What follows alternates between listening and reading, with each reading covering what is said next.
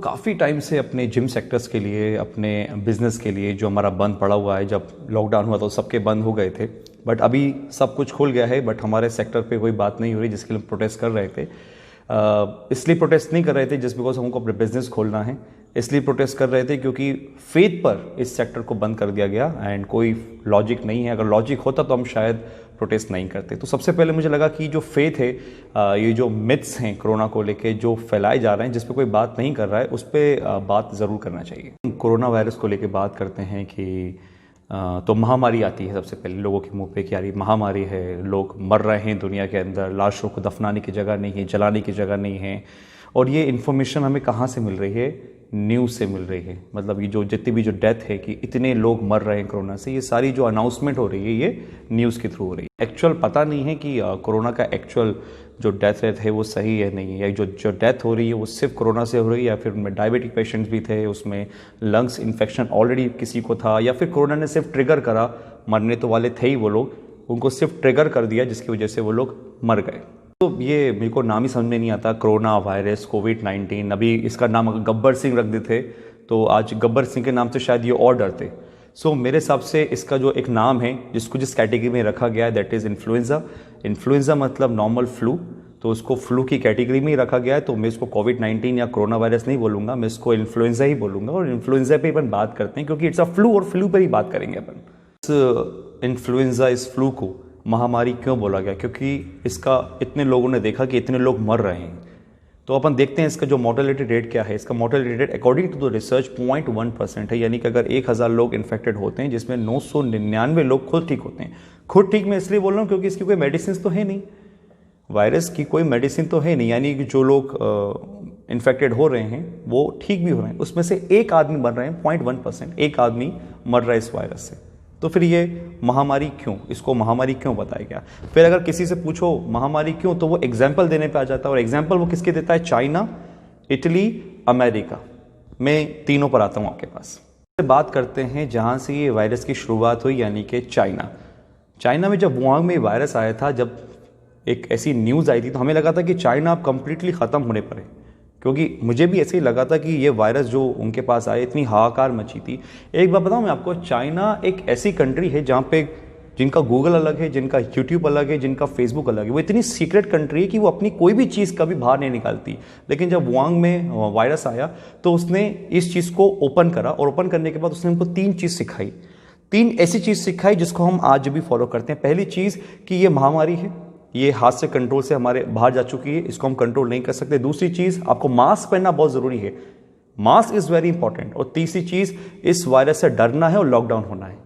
ये जो डर और लॉकडाउन का उन्होंने ये सिस्टम बनाया था ना, ये वहीं से स्टार्ट हुआ था और पूरी कंट्री ने इसको फिर फॉलो करा। सोचो, जिस चाइना के बारे में हमने सोचा था कि जिस जगह से ये वायरस निकला, जो ख़त्म होने के कगार पर है, जो बर्बाद होने के कगार पर है, उसने सब कुछ बताया। बताने के बाद आज चाइना सबसे अमीर देश बन गया। आज जिस वायरस की वजह से लोग परेशान हैं, उसी वायरस से बचने के लिए चीज़ सप्लाई कर रहा है, मास्क सप्लाई कर रहा है, everything, mask, gloves, medicines, ventilators, वो सब चीज़ें जो इस कोरोना वायरस से रिलेटेड है, वो सब चीज़ें सप्लाई कर रहा है, और जितनी भी कंट्रीज हैं सब उससे खरीद भी रही हैं। चाइना था जो बर्बादी के कगार पे था अकॉर्डिंग टू जो वायरस था वुहान में फैला था, आज वो अमीरों की लिस्ट में, मतलब सबसे अमीर देश में है। आपको एक बात और बता दूं कि जो चाइना के अंदर जो लॉकडाउन हुआ था, आपने कहाँ की वीडियो देखी? जो चाइना में लॉकडाउन हुआ था वुहान की, हमने सिर्फ वुहान की ही वीडियो देखी है। लेकिन पूरा चाइना खुला था, चाइना अपना बिजनेस कर रहा था, उसकी फैक्ट्री में काम चल रहा था, उसका कुछ भी नहीं रुका था। जो चाइना को दिखाना था, जितना पार्ट उसको दिखाना था, उसने दिखाया। वुहान में लॉकडाउन है, लोग मर रहे हैं, लोग डर रहे हैं, ये सब दिखाने के बाद जो उसका एक मैसेज था वो पहुँच गया दुनिया तक। बात करते हैं अमेरिका, जिसने सही वक्त पर सिक्सर लगाया। आप इस बात को कैसे एक्सेप्ट कर सकते हो कि अमेरिका जैसा देश ना, जो वर्ल्ड का सबसे स्ट्रॉन्गेस्ट देश माना जाता है, वो इस चीज़ के लिए घुटने टेक गया, और घुटने टेकने के बाद उसने ये बताया कि भाई इस वायरस को हम भी कंट्रोल नहीं कर सकते। और जो डेथ रेट बता रहे थे कि अमेरिका में इतने लोग मर गए हैं, ये सब चीज़ें आपको कहाँ से पता चली? आई थिंक सो जहाँ से मुझे पता चली, न्यूज़पेपर और मीडिया, वहीं से हमको पता चली कि अमेरिका में ये हालत है। अगर आप CDC पे जाते हैं, सेंटर ऑफ डिसीज़ कंट्रोल पर, तो वहाँ पे क्लियरली मेंशन है कि जो भी पेशेंट लंग्स से रिलेटेड या हार्ट से रिलेटेड मरेगा पेशेंट, वो कोरोना ही कंसीडर करा जाएगा। ये अमेरिका में है। तो अगर कोई इंसान अगर हार्ट और लंग्स की वजह से मर रहा है, ऑब्वियसली बात है, अगर हम लोग कोई भी मरता है इस दुनिया में तो उसके ऑर्गन्स पहले फेल होते हैं, उसको लंग्स में हार्ट में प्रॉब्लम आती है। बट जो भी मरेगा वो कोरोना ही कंसीडर करा जाएगा। इसकी वजह से उनका जो डेथ रेट है, इतने लोग का जो डेथ रेट पहुंचा है वो इसी वजह से पहुंचा है। और ये रिपोर्ट है सेंटर ऑफ डिसीज कंट्रोल की। जो अपना इंडिया का ICMR है, वहाँ पर भी कुछ यही कहानी चल रही है। वाजिद खान अभी रिसेंटली इनकी डेथ हुई थी, उनके साथ भी यही हुआ था कि जो मर रहा है वो उसको कहीं ना कहीं फिट कर रहे हैं कोरोना वायरस के अंदर, जो भी मरा कोरोना वायरस के अंदर। अभी कितने हॉस्पिटल्स का स्कैंडल आपने सुना ही होगा कि जो भी पेशेंट आ रहा है उसको 2-3 दिन के लिए एडमिट कर रहे हैं एंड देन उसके बाद उसको जाने के लिए बोल रहे हैं। क्यों? क्योंकि उससे उनको गवर्नमेंट की तरफ से कुछ पैसा मिलता है। और ये बहुत बड़ा स्कैंडल है। मैं आपको नाम बताना नहीं चाहूँगा हॉस्पिटल का, आपको समझदार है, आपको पता है कि हॉस्पिटल की बात कर रहा हूँ जहाँ पे झूठे केसेस बनाए जा रहे हैं कोरोना के। और जो भी मर रहा है, चूंकि केसेस झूठे हैं तो जो मर रहे हैं उनको बताना पड़ेगा कोरोना है। तो कुल मिला के बात यह है कि एक झूठ को छुपाने के लिए फिर दूसरा झूठ, और ये चीज़ हमारे इंडिया में काफ़ी हद तक चल रही है। करते हैं उस देश की जिसने सीरियसली इस कोरोना की जो डिबेट है उसको बहुत हाइप दिलाई। क्योंकि अगर किसी से भी आप कोरोना को लेकर बात करोगे फैक्ट एंड फिगर को लेकर, तो वो सीधे पहुंचेगा अमेरिका, चाइना और इटली। इटली से कंपेयर करते हैं, इटली को लेकर बहुत बातें करते हैं। और ये न्यूज़ इन्फॉर्मेशन कहाँ से मिलती है उनको? अगेन मीडिया से और न्यूज़ से। सो अपन इटली को लेकर बात करते हैं। NHI नेशनल हेल्थ इंस्टीट्यूट, जैसे हमारे हेल्थ इंस्टीट्यूट्स होते हैं वैसे वहाँ कर भी हैं।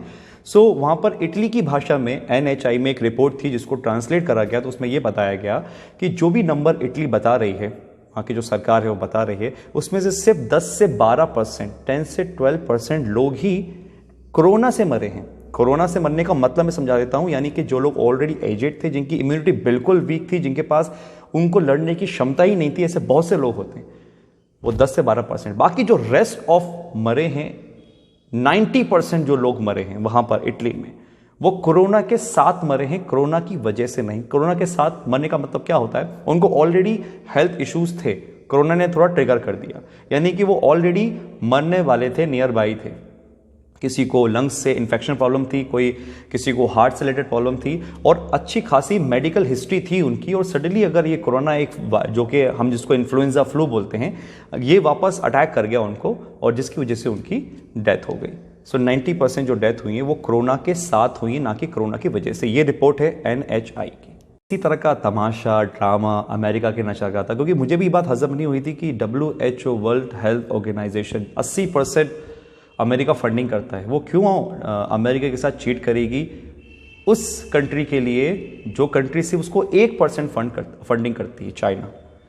सो अमेरिका ने WHO से फंडिंग बंद कर दी और ना जाने क्या क्या ड्रामा करा ताकि उस चीज़ को और ज़्यादा रियल बना सके। लेकिन मैं आपको एक चीज़ बताऊं, अभी 10 से 15 दिन पहले फॉर्ब्स की एक लिस्ट आई है। फॉर्ब्स आप समझते होंगे, फॉर्ब्स मैगजीन में लिस्ट आई है जिसमें बताया गया है कि सारी कंट्रीज़ की जो इकोनॉमी की हालत है वो इतनी डाउन हो गई, सिवाय 2 को छोड़ के, वो है चाइना और अमेरिका। अमेरिका के शेयर्स बढ़े हैं, अमेरिका की जो इकोनॉमी है वो इस कोरोना वायरस टाइम पीरियड के अंदर बढ़ी है। मतलब ये देश अमीर हुआ है, गरीब नहीं।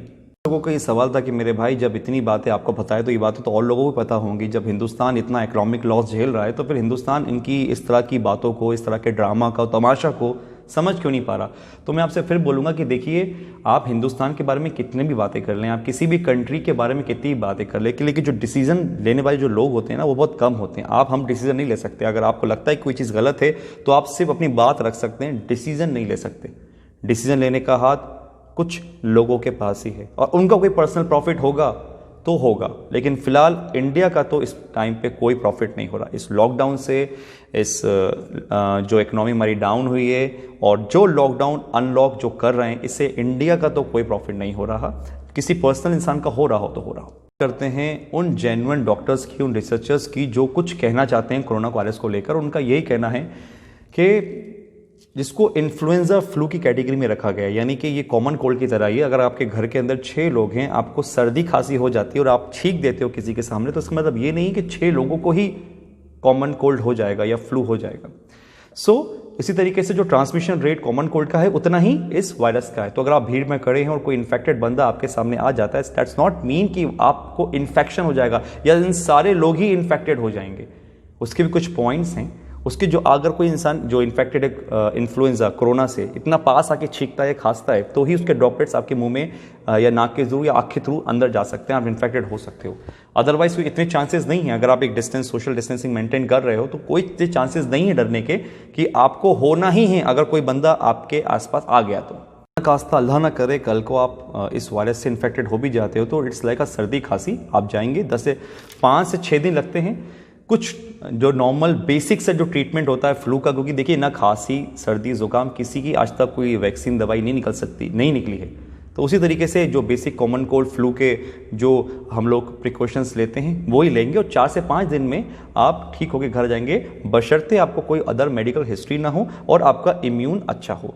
अच्छा, मैं आपको और चीज़ बताता हूँ कि जिस तरह से ये बात करते हैं कि एक ट्रांसमिशन रेट है, ये फैल रहा है, आपको पता है आपके आसपास कितने ऐसे लोग होंगे जिनको ट्यूबरक्लोसिस होगा, और ट्यूबरक्लोसिस का जो ट्रांसमिशन रेट है वो 5 टाइम ज़्यादा है। यानी आप समझ लीजिए कि जो अगर आप कोरोना की बात करें तो कोरोना से जो चांसेस हैं इन्फेक्शन के उससे 10 टाइम ज़्यादा चांसेस हैं ट्यूबरक्लोसिस के, और आपके आसपास के आधे किलोमीटर के अंदर न जाने कितने ट्यूबरक्लोसिस के केसेस मिल जाएंगे। हर साल 5 लाख लोग ट्यूबरक्लोसिस से मरते हैं और 15 लाख से ज़्यादा एक्टिव केसेस अभी इंडिया में ट्यूबरक्लोसिस के हैं। तो हम लोग क्या ट्यूबरक्लोसिस डरते हैं? कभी बहुत से लोगों ने नाम भी नहीं सुना होगा इस ट्यूबरक्लोसिस का।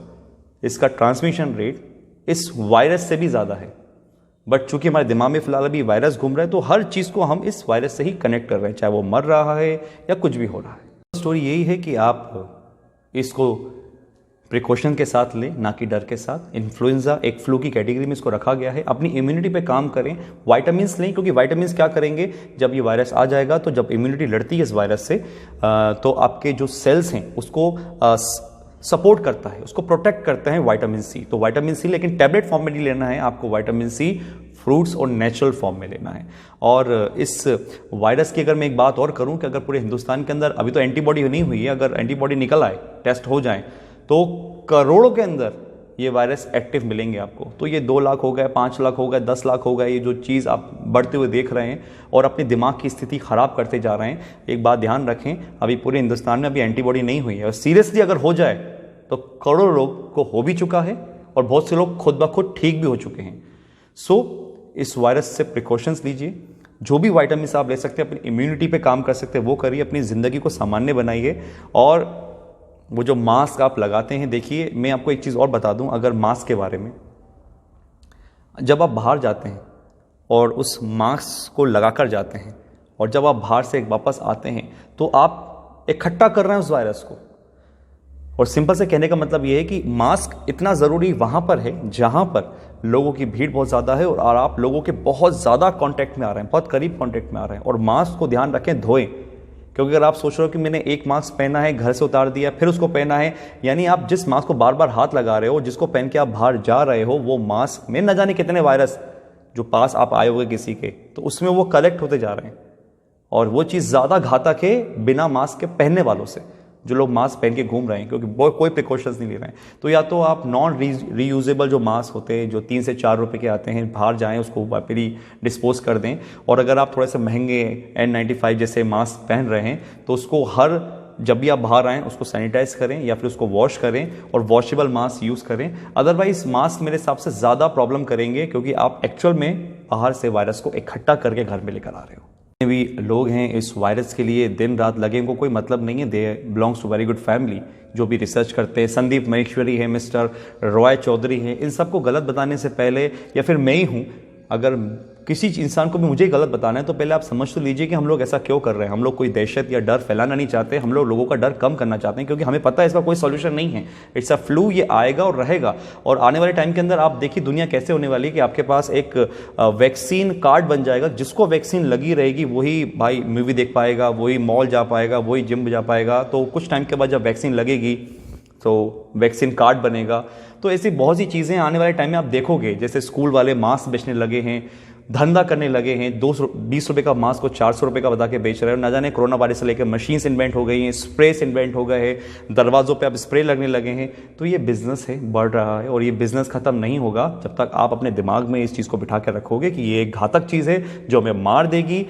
मोरल ऑफ द स्टोरी यही है, आप अपने दिमाग से डर निकालें, चाहे वो संदीप महेश्वरी हों, चाहे वो मिस्टर रॉय हों। मिस्टर रॉय ने बहुत अच्छी बुक लिखी है कोरोना बिजनेस पे नाम पर और स्कैंडल के नाम पे, तो आप उनकी वेबसाइट पे जाके उस बुक को पढ़ सकते हैं। बहुत सारे एविडेंस हैं उनके पास जिसमें उन्होंने इस चीज़ को क्लियर साबित करा है कि इसको हम महामारी ना लें, एक वायरस है जिससे हमको प्रिकॉशंस लेना ज़रूरी है, लेकिन इस लेवल पे अगर आप डर के जियोगे तो मेरे हिसाब से इस दुनिया में कोई भी इस तरीके से नहीं जी जा सकता।